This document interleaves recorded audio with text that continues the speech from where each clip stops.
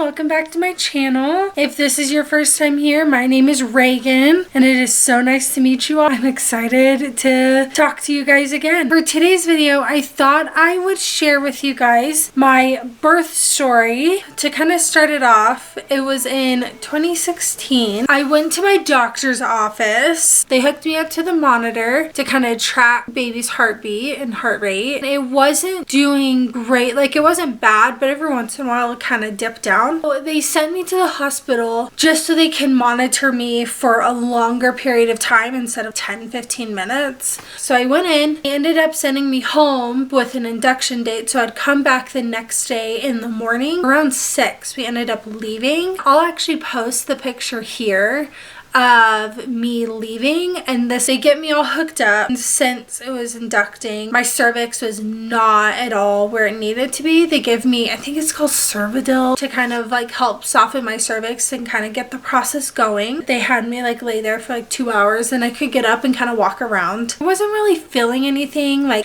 if anything, very minor cramps. I'll put in another picture of me walking around. I told my husband I'm gonna pretend like I'm in labor and take a picture of me. I go back to my room, and since I hadn't really made any progress, they ended up giving me another one, and almost instantly I kind of started feeling cramps.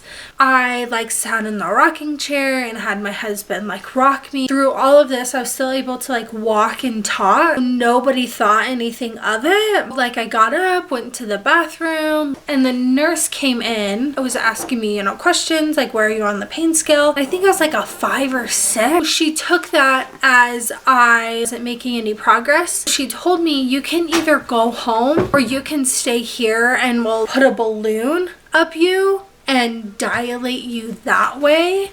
And the like balloon option did not sound fun to me at all. I said, I'll just go home. She never checked me to see if I was progressing before I left the hospital. It turns out I was in labor when I left this hospital. On my ride home, I was very uncomfortable. Kind of started to hurt. So we get back to my mom's house. At that point, I kind of started hard labor. It was really hurting. I was in a lot of pain. I was not comfortable at all. I was there for probably an hour, if that, like probably about 30 minutes before I tell my mom, you got to take me to the hospital. Like we're in the car, and the hospital I wanted to deliver at was about 30 minutes away, but then I felt like I needed to push. So my mom was like, oh no, we're going to the closest hospital. They got me right up, but then the nurses in this new hospital, even though I needed to push, they were telling me like, do not push. You cannot push. You have to wait till the doctor's here. And as a 20-year-old, I was like, okay, like that's fine. So I was physically holding in my baby. And the doctor comes in and finally I deliver her. It was like 2 pushes, she's out kind of thing.